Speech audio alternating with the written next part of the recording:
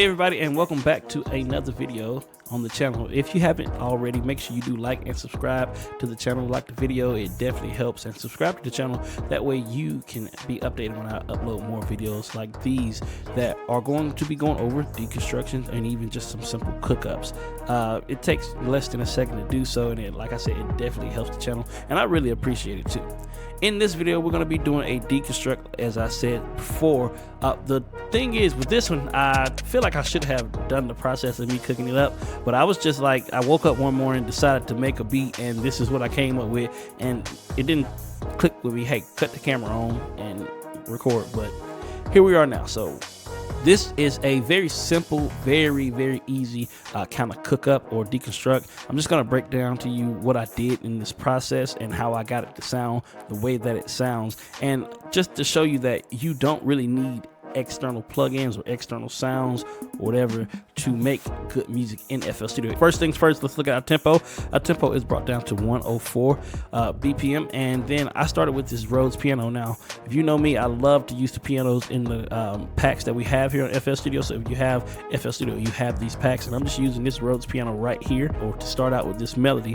And there are other Rhodes pianos in FL Studio, so if you want to choose any of those or just whatever Rhodes piano you want, you could go with it. But this is the one that I chose, and I started with these very simple chords. I know they look a little bit more complex than what they are, but they are really simple chords. I'm in the key of F sharp minor, and you see here it says G flat because F sharp and G flat are the exact same thing. But the first chord here is a G flat or F sharp minor 7th, and it's easy to build this chord out. We just take this and start on our F sharp here and go skip 1, skip 2, lay a note here, skip 1, skip 2, skip 3, and we'll lay a note here, and then we'll skip 1 and skip 2, and we'll lay a note here. That builds out this exact same chord. So if I move it over here, you'll see that it's the exact same chord.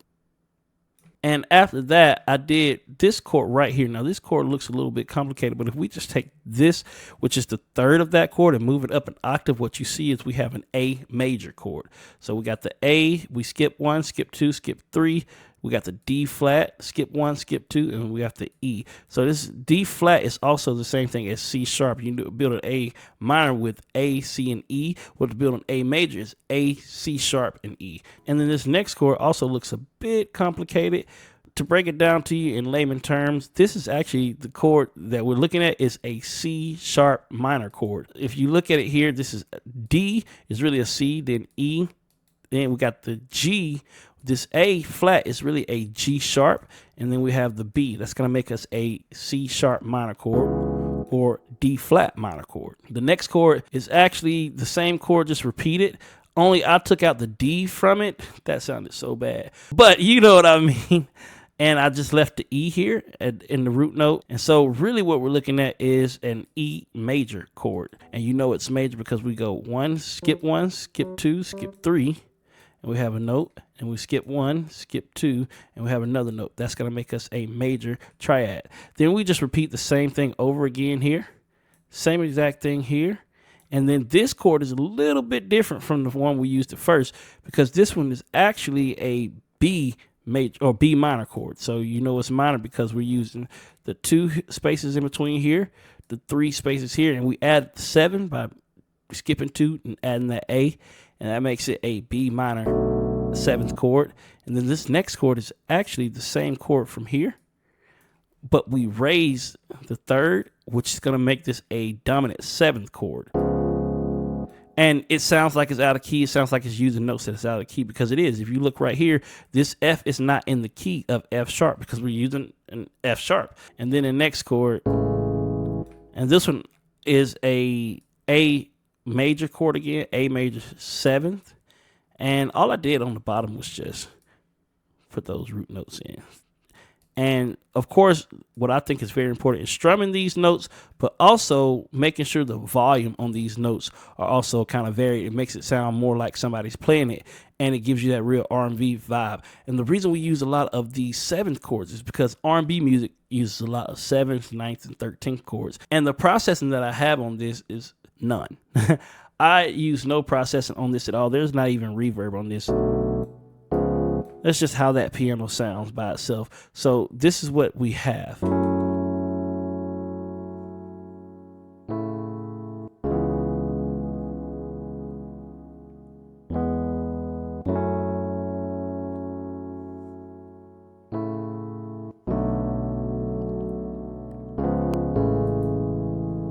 Now, something else you'll notice that I did here was there's these silent spaces here where the chords aren't going all the way out. And I do that a lot because I think silence is also sound, and it just, you kind of need that sometimes. You don't have to fill up every single space with sound, and it just kind of helps with the vibe of everything. The very next thing I did is these sliding bells. Now, these sliding bells is a sound that I created in FL Studio, but I used this 3X oscillator to create that sound. So this is a native plugin. If you want to create this sound, you can copy these settings. I'll leave it on the screen for a second. And you can also go here and copy these settings, which is the envelope. I did a little bit here, did a little bit here, and I did a little bit here.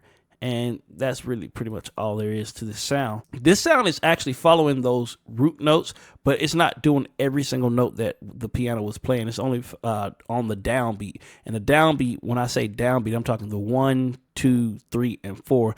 And then we have this one right here where we do play both of those chords out. But this is, like I said, a sound that I created. And what it sounds like with the processing, which is this parametric EQ. I threw a hyper chorus on there as well, and this Fruity Convolver.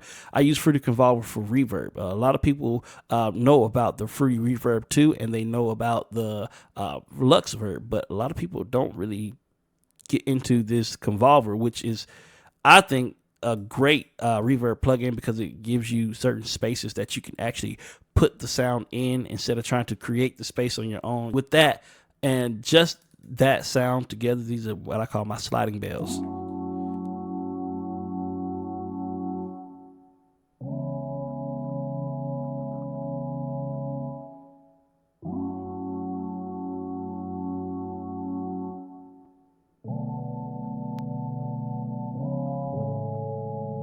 And that already sounds kind of like, it almost sounds like a pad, an R&B pad. It's got that sliding to it, and it's got that like vibe, that little really kind of low vibe to it.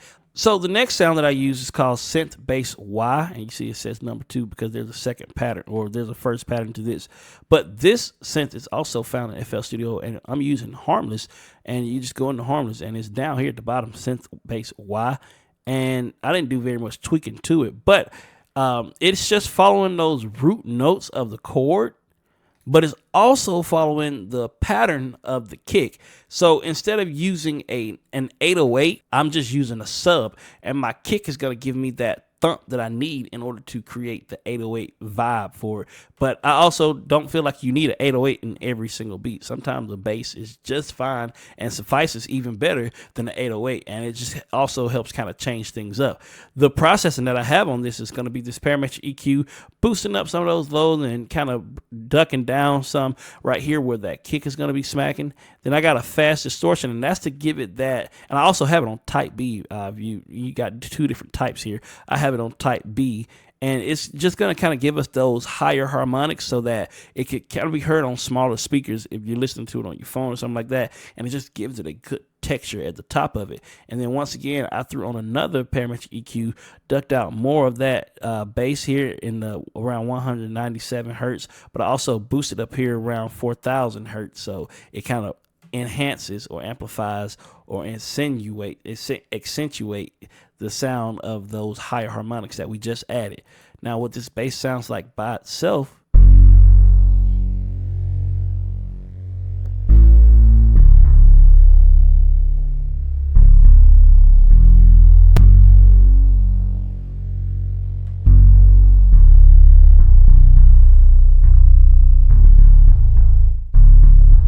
so you don't really have that thump. It's just a really good sounding bass to have.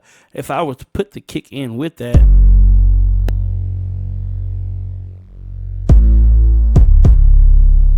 so that kick actually uses the front part of it, the initial transient, and it makes it sound like it's an 808 if you put it all together there. The next thing I have is this vocal right up here, which I don't know why that's like that. Let's just bring it down here. Initially, I used the entire vocal, but then I was like, that's a little annoying.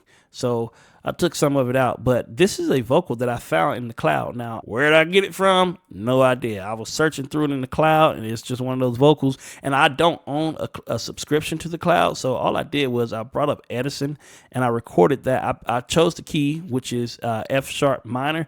I changed the key on in the cloud, so whenever you click on something, you have this option at the bottom. So the original key is D, but you can always change the key. And that's all I did was I changed the key of what the original sample was. And then I just recorded it in the Edison, and I dropped that recording into my playlist. And the vocal itself beforehand sounds like this. 70 days, so very nice. I fell away deep in the night with you. 'Cause your time is. For the most part, I have no clue what that thing is saying. It just sounded good. So what I did was I chopped it up, and then I added on this parametric EQ to kind of sit it in a space. Then I added on this compressor to get all the levels the same. I put on this fruity flangus because it just gave it a cool texture. And I added on this fruity delay 3, and then I used fruity reverb 2. And with the music, this is what it sounds like.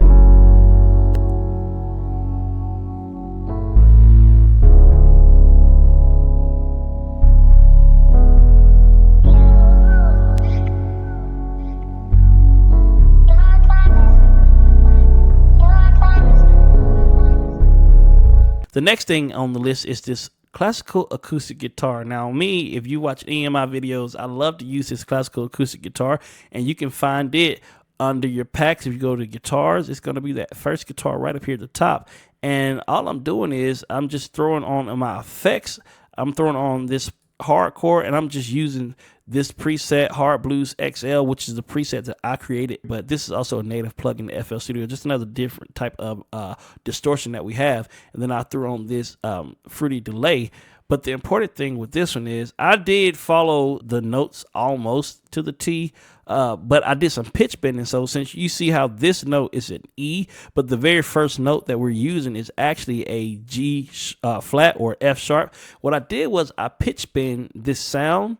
So it's going up 2, and so when I play the E and I pitch bend it, it's going to actually sound like it's playing that G flat or F sharp. And what I did was I just linked my controller to this. So you see the range says 2. I'll go over here, I'll right click, and then I'll link it to controller. When I hit link to controller, I just move the knob that's on my MIDI controller, and now I have control. If you watch that there, I have control over this being moved. So whenever I play, I can actually pitch bend while I play. And then I'm just kind of using, you know, the notes that are in the scale, but some of these notes I'm pitch bending too. So it looks like they're not in key, which this E is in key, but it's just not the first note that we use. And then there's another instance right here where I have this little slide note, and you can always double tap these and cut on the slide, or you could, you know, just go up here and start placing, click that on, and you can start placing slide notes down. The reason I put this slide note here is because it gives it a texture as if we're moving on the neck of the guitar. So it's more for a texture kind of thing to move up to the next note. And there's another one here where I do the same thing. And this one it's almost like a pitch bend, but it's like a pitch slide, should I say. So it comes in. And then the last instance that we have of it here, this was more like to give it a lead kind of sound, like there's another melody going on within it. So if we play that note, you hear it goes something like that. Just adding slide notes in like that just kind of gives it a little bit more flavor, a little bit more sauce, and it's just something that's not normal. So I just try and do different things when I can, just kind of sauce it up and see what I come up with, because you never know. Playing around sometimes will get you a sound that you never thought you'd hear or never thought you could make. Next are these drums, and these drums, y'all, let me tell you something. I started out with using my own drums, but the more I listened to them with my drums, I was like, what could I do different? You know, and so I was like, let's try some different drums. And believe it or not, I don't know if every edition of FL Studio has these drums, but I know these drums weren't here at first. If you go down here to samples and then you go to like WA production, there are more drums and stuff. There's some drums here. Like here's more drums. There's like tons of new drums in FL Studio, or maybe I just never knew these drums were here in the first place. But most of these drums that I'm using, this kick right here, if I go and let's just say I locate in browser by clicking this, and then I go over here, that's the drum that's here. Like that's been here this whole time. Well, excuse me, but I liked it. It has a good punch to it. The effects that are on that is just EQ here, boosting up some things. And then, of course, I threw on the fast distortion. And you see I kept it on type A for this one this time. And I just laid down the pattern. It's the same pattern as the 808. After that, I have the clap. And this clap is also found, if I go to locate in browser here, where is it? There it is. I favored it too because I liked it that much. And it's just, you know, playing the normal clap pattern. And then I got a second clap and they're actually working together. So I'm just using these two claps here. And then I have the snare. This snare is from there as well. And this snare is kind of playing a little bouncier pattern kind of underneath. It's still hitting on those same 2 and 4. But you can see I got a couple of extra hits just kind of in between. And the volume differences on those because it's kind of just basically a counter snare is what I'm using, but it's playing underneath those claps. If I go over to locate in browser and we go to our browser, it's that snare right there. It sounds like an actual real snare, so that's why I chose it. Real snare, you know. And R&B sounds a lot better to me, in my opinion, when you use a lot of sounds that are actual real sounding sounds, because a lot of R&B music, where it stems from, is them actually playing the music on real instruments, and then, you know, the process and everything comes up afterwards. And then after that, we have the rim shot. This rim shot also comes from FL Studio. If I go to locate in browser, we'll come over here, we'll find that rim. I did some processing on it in the actual mixer itself, and it's just a little delay. Just threw some delay on it. After that, we got another rim shot, and it's just like counter, more like percussion, just percussion elements. And we can also find that in our browser. So we locate in browser, and you can find it here. These sounds are all found in FL Studio. Lastly, is this hi-hat, and this hi-hat is also found if we go here to locate it in our browser. Right here, as you can see, I favored it because I liked it that much. But yes, these sounds are all in FL Studio. And what I did with the drums on my mixer, I did a little something on the mixer here. So with the mixer, I have all my drums routed to this track here. So if we go here, you see all of these routed to that same track. And then on that track is my drum bus. I added a parametric EQ. And I added a reverb on it. And it just, some people say don't put reverb on drums. I don't care what some people say. Sometimes I like to do what I want to do. Well, most times I like to do what I want to do. And that's just what I did. To me, it sounds good. And it kind of puts that drum in a space. You know, you don't have to follow any type of rules when it comes to designing the sound or shaping the sound. Now, in music theory, there are rules when it comes to composing. But when it comes to, you know, the mixing and shaping of the sound, you can do what you want to do. What sounds good to you, you can do that. Like, nobody's going to stop you. You know what I'm saying? And if you don't like it, you can change it. If you like it, you can always keep it. It's your world. We just live in it. In FL Studio, we get talked about a lot for using FL Studio. Who cares what other people think?